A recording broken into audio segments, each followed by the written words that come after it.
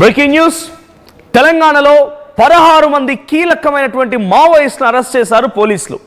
మీరు వింటుంది నిజమే.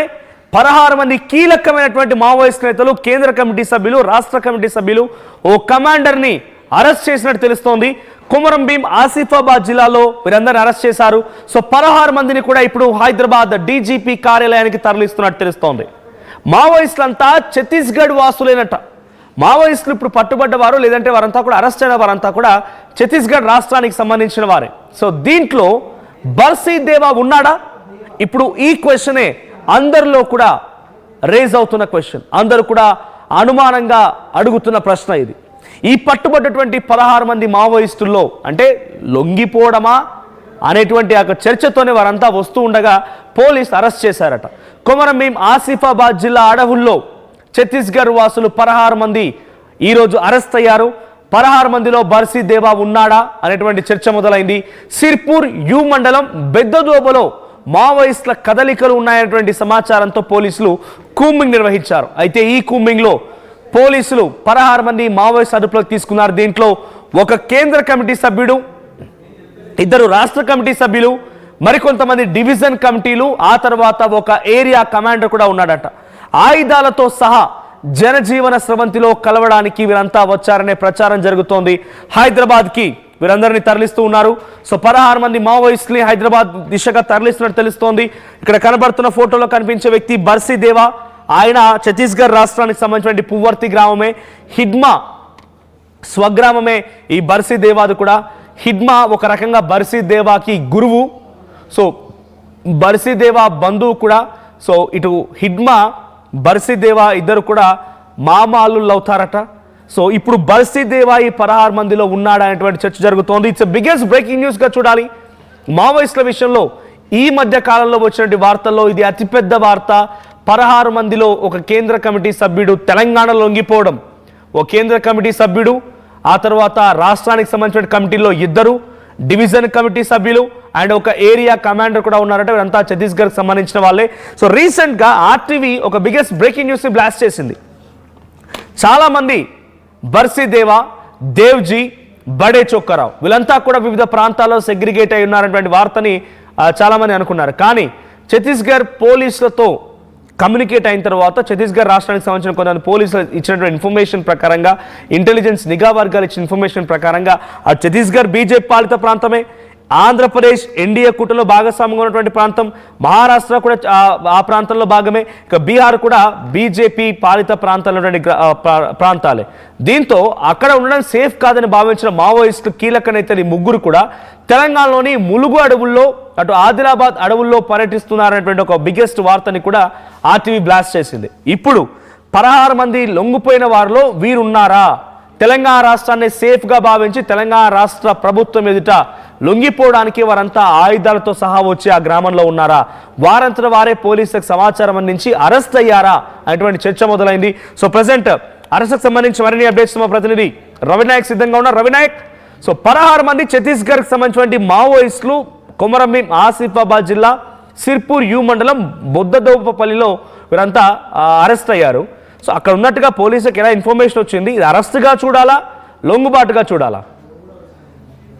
మనోజ్, ఇది పక్కాగా లొంగుబాటుగా చూడాలి. ఒక రాజకీయ నాయకుని ఆధ్వర్యంలో ఇదంతా పక్కా ప్రణాళికబద్ధంగా ప్లాన్ గా కొనసాగినట్టు మనకు విశ్వసనీయమైన సమాచారం ఉంది. దోబా సిర్పూర్ యు మండలం కొమరం భీం ఆసిఫాబాద్ జిల్లాలో 16 మంది మావోయిస్టు పార్టీకి చెందిన ముఖ్యమైన నాయకులను అదుపులో తీసుకున్నారు. అయితే ప్రధానంగా ఏఎస్పీ ఆధ్వర్యంలో ఈ టీం అంతా కొనసాగినట్టు తెలిసింది. ఇదంతా కూడా హైదరాబాద్ నుండి ఆపరేషన్ కొనసాగింది. హైదరాబాద్ ఒక ముఖ్యమైన నిఘా వర్గానికి సంబంధించిన సమాచారం మేరకు నేరుగా అక్కడికి వెళ్ళి వారిని దోబా అటవీ ప్రాంతంలో 16 మందిని అదుపులో తీసుకున్నారు. 16 మందిని అదుపులో భాగంగా ఒక కేంద్ర కమిటీ సభ్యులతో పాటు 2 రాష్ట్ర కమిటీ సభ్యులు ఉన్నట్టు తెలిసింది. దీంట్లో ఛత్తీస్గఢ్ దండకారణ్యంకి సంబంధించిన కొంత ముఖ్యమైన నాయకులు కూడా ఉన్నట్టు ప్రచారం జరుగుతుంది. ఒక AK-47తో పాటు SLR కావచ్చు, ఇన్సాస్ వెపన్స్ ఉన్నట్టు ప్రధానంగా చెబుతున్న పరిస్థితి. అత్యాధునికమైన ఆయుధాలు ఉన్నట్టు ప్రధానంగా ప్రచారం జరుగుతుంది. వీరిని నేరుగా జిల్లా ఎస్పీ దీపికా పాట్ ఆధ్వర్యంలో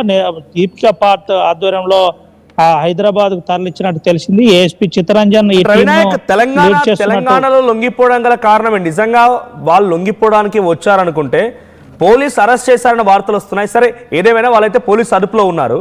సో తెలంగాణ రాష్ట్రం ఎందుకు ఎంచుకున్నారు? ఛత్తీస్గఢ్ ప్రాంతానికి సంబంధించిన వారు తెలంగాణ, అది కూడా ఆదిలాబాద్ ప్రాంతాన్ని, ములుగు అడవులు ఎక్కువగా విస్తరించి ఉన్నాయి, కర్రెగుట్టలు లాంటి ప్రాంతాల్లో ఉండాల్సినటువంటి ఈ మావోయిస్టులు కేంద్ర కమిటీ సభ్యుడు కూడా ఉన్నారు ఒక దాంట్లో అని చెప్తున్న నేపథ్యంలో వీళ్ళందరికీ ఆదిలాబాద్ ఎందుకు అడ్డాగా మారింది? దాంట్లో ఆదిలాబాద్లో అక్కడి పోలీసులకి లొంగిపోవడం గల కారణం ఏంటి? ఎస్ మనోజ్, ఈ ప్రాంతం అంతా కూడా మావోయిస్ట్ పార్టీ సేఫ్ జోన్ గా భావిస్తుంది. అంటే దండకారణ్యంలో ఎంత అయితే సోర్స్ ఉంటుందో, కొమరంభీం ఆసిఫాబాద్ జిల్లాలో మంగి కావచ్చు, గోపెర, గోవెన లాంటి ప్రాంతాల్లో ప్రధాన స్థావరాలు మావోయిస్టు పార్టీకి గతంలో ఉన్నాయి. ఇప్పటికి కూడా మావోయిస్టు పార్టీకి సంబంధించిన ఆనవాలు ఆ ప్రాంతంలో స్పష్టంగా కనబడతాయి. ఆ ప్రాంతం అంతా కూడా అప్ టు ఇంద్రవెల్లి వరకు చాలా స్పష్టంగా మావోయిస్టు ప్రభావిత ప్రాంతంగా ఇంకా ప్రచారం కొనసాగుతుంది. కౌటాల, బెజ్జూరు, దైగాం లాంటి ప్రాంతాల్లో కూడా మావోయిస్టు పార్టీకి పెట్టింది పేరుగా చెబుతూ ఉంటారు. అయితే ఈ అంశంలో దోబా లాంటి అటవీ ప్రాంతంలో దట్టమైన అటవీ ప్రాంతం ఉంటుంది. దట్టమైన అటవీ ప్రాంతం అంతా కూడా మంగి దండకారణ్యాన్ని ఆనుకొని ఉంటుంది. అదంతా కూడా హిల్స్ ఉన్న ఏరియా, ఎక్కువగా సేఫ్ జోన్ గా భావిస్తారు. ఒకవేళ కనుక ఛత్తీస్గఢ్ నుంచి మావోయిస్టు పార్టీ నాయకులు వస్తే ఏ విధంగా వచ్చారో, నిజంగానే ఏ విధంగా క్రాస్ అయింది, ఇంతకు ముందే కనుక ఎప్పుడైతే కగార్ దమనకాండ నడుస్తుందని మావోయిస్టు పార్టీ చెబుతుంది, దానికి అనుగుణంగా వ్యూహరచనతో ఏమైనా ఈ ప్రాంతానికి వచ్చారా, అసలు ఎందుకు రావాల్సి వచ్చింది ఏంటి అనే కోణంలో కూడా పోలీసులు విచారిస్తున్నట్టు తెలిసింది. ఈ విచారణలో కొన్ని ప్రధానమైన అంశాలు, తన జనజీవన స్రవంతిలో కలవడానికి వచ్చామని చెప్పినట్టు తెలిసింది. అయితే నేరుగా వీరిని డీజీపీ శివధర్ రెడ్డి ఆధ్వర్యంలో ఇదంతా కూడా కొనసాగింది. వీరిని హైదరాబాద్ కు ప్రత్యేక వాహనం ద్వారా తరలించారు. ఎస్కాట్ మధ్య హైదరాబాద్ కు తరలించారు. రేపు మీడియా సమావేశం ఉండబోతుందని స్పష్టమైన సమాచారం మనకుంది. అయితే ఈ అంశంలో కొంత ఎవరున్నారు ఏంటి అనే కోణంలో ఇంకా కొంత సందిగ్ధత ఉంది. ఇందులో తెలంగాణ రాష్ట్రానికి సంబంధించిన నాయకులు ఎవరైనా ఉన్నారా, ఉంటే వారి పేరు ఏదై ఉంటుంది, ఎవరున్నారు, ఈ స్థాయి నాయకులు 16 మందితో లొంగిపోయే ప్రసక్తి ఉండదు. అంటే కేంద్ర కమిటీలో ఉంటే ఎవరైనా పెద్ద వ్యక్తులు ఉన్నారా ఏంటి అనే కోణంలో కూడా చర్చ జరుగుతుంది. అసలు ఉన్న దాంట్లో ముఖ్యమైన నాయకులు ఉన్నట్టు కొంత ప్రచారం జరుగుతున్న పరిస్థితి. అయితే ఇప్పుడు అంతా కూడా మైదాన ప్రాంతానికి మావోయిస్టులు వచ్చారనే ఒక ప్రచారం జోరందుకుంది. గతంలో కూడా మనం పలు కథనాల ద్వారా కూడా తెలుసుకున్న పరిస్థితి. అంటే ఏపీ లాంటి ఇన్సిడెంట్ చూసిన తర్వాత నేరుగా మావోయిస్టు పార్టీ ప్రజావరణంలోకి వచ్చేసింది, జనాల్లో తిరుగుతున్నారనే ప్రచారం జోరుగా కొనసాగుతుంది. అది ఆ విధంగా ఏదైనా జరిగిందా, ఇంతకు ముందే ఈ 16 మంది ఈ ప్రాంతానికి వచ్చారా, వస్తే ఎంతమంది ఉన్నారు ఏంటి, ఎవరా పెద్ద మనిషి, నిజంగానే ఒక నాయకుని ఆధ్వర్యంలో ఇదంతా జరుగుతుంది. నేరుగా హిడ్మా మరణంతో ఛత్తీస్గఢ్ కి సంబంధించినటువంటి రాష్ట్రంలో కూడా మావోయిస్టులో భయం మొదలైందా? అంటే హిడ్మా లాంటి వాళ్ళనే అదుపులోకి తీసుకొని చిత్రహింసల గురి చేసి హతమార్చారనేటువంటి మాటని ఆ మావోయిస్టుల లేఖ ద్వారా బయటికి చెప్పుకొచ్చారు. ఆయన విజయవాడలో ఆసుపత్రికి వచ్చినట్టు, ఒక కల్ప స్మగ్లర్ ఇన్ఫర్మేషన్ ఇచ్చినట్టు, ఆ తర్వాత ఆయన్ని అదుపులోకి తీసుకొని చిత్రహింసలు గురి చేసి హతమార్చినట్టుగా మావోయిస్టులు లేఖ రాసుకొచ్చారు. కాబట్టి అటువంటి నేతలనే ఈ రకంగా చాలా దారుణంగా పోలీసులు హతమారుస్తున్నారు. మా పరిస్థితి ఏంటో అనేటువంటి ఒక భయంతోనే వారంతా వస్తున్నారా? అయితే ఆంధ్రప్రదేశ్, ఛత్తీస్గఢ్, మహారాష్ట్ర, బీహార్ ఈ ప్రాంతాలను ఎంచుకోకుండా తెలంగాణ కొంత సేఫ్. ఎందుకంటే తెలంగాణలో ఈ మధ్య కాలంలో ఎన్ని కూంబింగ్ జరిగినా కూడా పెద్దగా హతమార్చ్ ఎన్కౌంటర్ లేవు. సో ఇతర రాష్ట్రాల్లో ఉన్నాయి. ఇక్కడ సేఫ్ అనే ఉద్దేశంతో ఛత్తీస్గఢ్ రాష్ట్రానికి సంబంధించినటువంటి ఆ మావోయిస్టులు ఇక్కడికి చేరుకున్నారా?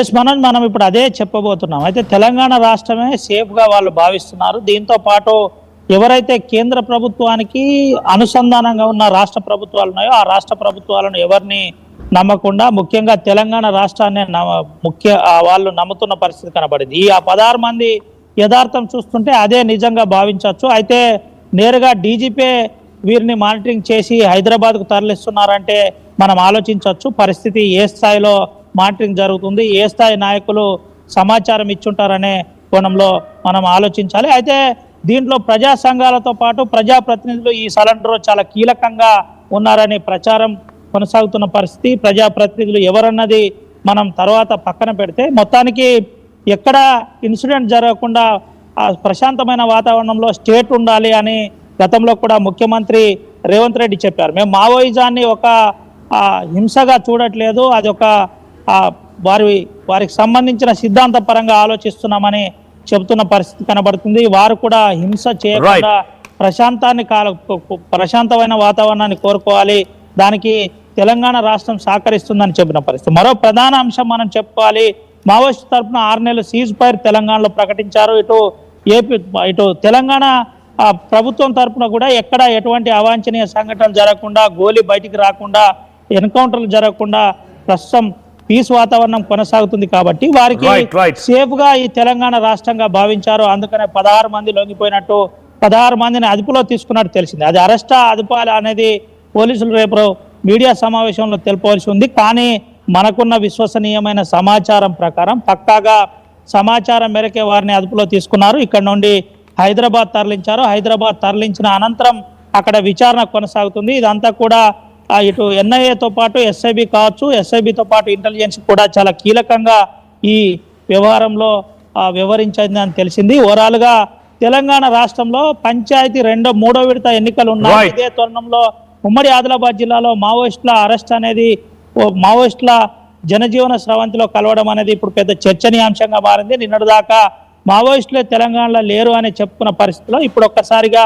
ఈ అరెస్టు కాస్త ఈ జనజీవన స్రవంతిలో కలిసింది కాస్త సంచలనంగా మారింది. Manoj right, thank you Ravinayak. మొత్తంగా కొమరంభీం ఆసిఫాబాద్ జిల్లా సిర్పూర్ యు మండలం బొద్దదోపపల్లిలో 16 మంది మావోయిస్టుల కదలికలు ఉన్నాయని చెప్పి పోలీసులకు సమాచారం రావడంతో కూంబింగ్ నిర్వహించారు. ఈ కూంబింగ్లో 16 మంది పోలీసులు అరెస్ట్ చేశారు. వారంతా ఛత్తీస్గఢ్ రాష్ట్రానికి సంబంధించిన వారే. దీంట్లో ఒక కేంద్ర కమిటీ సభ్యుడు, 2 రాష్ట్ర కమిటీ సభ్యులు, మిగిలిన వారంతా డివిజన్ స్థాయిలో కమిటీ సభ్యులు, మరొక కమాండర్ కూడా ఉన్నారట. ఓ ఏరియా కమాండర్ కూడా పోలీసులకు ఈరోజు అరెస్ట్ అయిన దాంట్లో ఉన్నారంట.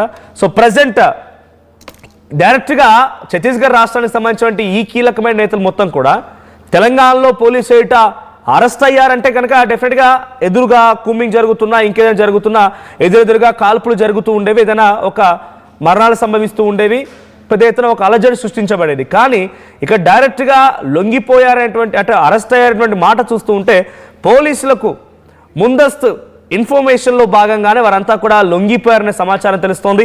సో కొమరంభీం ఆసిఫాబాద్ జిల్లాకు సంబంధించిన ఎస్పీ నేతృత్వంలో వారందరినీ కూడా హైదరాబాద్ డీజీపీ కార్యాలయానికి తరలిస్తున్నారు. ఆ తదనంతరం ఈరోజు మొత్తం వారిని విచారించిన తర్వాత రేపటికల్లా వారిని మీడియా ముందు ప్రవేశపెట్టే అవకాశం ఉంది. సో దీంట్లో బర్సీ దేవా ఉన్నాడా అనేటువంటి ఒక చర్చ కూడా మొదలైంది. సో ఛత్తీస్గఢ్ రాష్ట్రానికి సంబంధించి 16 మంది మావోయిస్టులు లొంగిపోయారు, పోలీసు అరెస్ట్ అయ్యారన్నప్పుడు బర్సీదేవా ఉన్నాడనేటువంటి అనుమానం అందరిలో కూడా మొదలైంది. చూద్దాం మరి రేపు ఎవరెవరు లొంగిపోబోతున్నారని మీడియా ముందు ప్రవేశపెట్టిన తర్వాత వారెవరు ఏంటి అనేది చాలా క్లియర్గా తెలిసే అవకాశం ఉంది.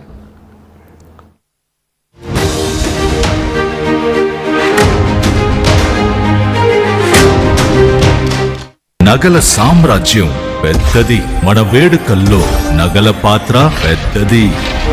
నగల్లో మన సంప్రదాయం అది పెద్దది. అదే విధంగా నగలు కొనేటప్పుడు మీ సేవింగ్స్ కూడా ఇకపై పెద్దగా ఉంటుంది. అన్ని నగల తరుగును ముందు కన్నా ఇంకా తగ్గించాం. ఈ తక్కువ తరుగును చూస్తే వెంటనే నగలు కొనేస్తారు. డైమండ్ జ్యువెలరీ ధరలు కూడా పెద్ద లెవెల్లో తగ్గించాం. ఇకపై అందరూ డైమండ్ జ్యువెలరీ కొనుక్కోవచ్చు. ఏ ఆఫర్లోనూ పక్కదారి పట్టకండి. ఇక్కడికొచ్చి కంపేర్ చేస్తేనే తెలుస్తుంది మీకు ఎంత పెద్దగా డబ్బులు ఆదా అవుతుందో అని. మా తరుగు కన్నా ఎక్కువ ఇస్తే మీరు కష్టపడి సంపాదించిన డబ్బు వృధా చేసినట్టే.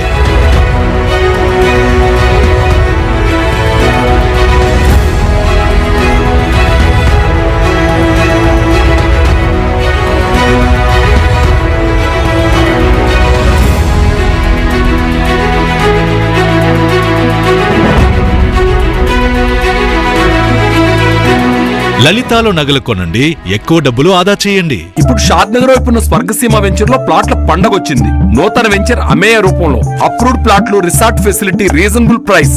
స్వర్గసీమ వారి నూతన వెంచర్ అమేయ.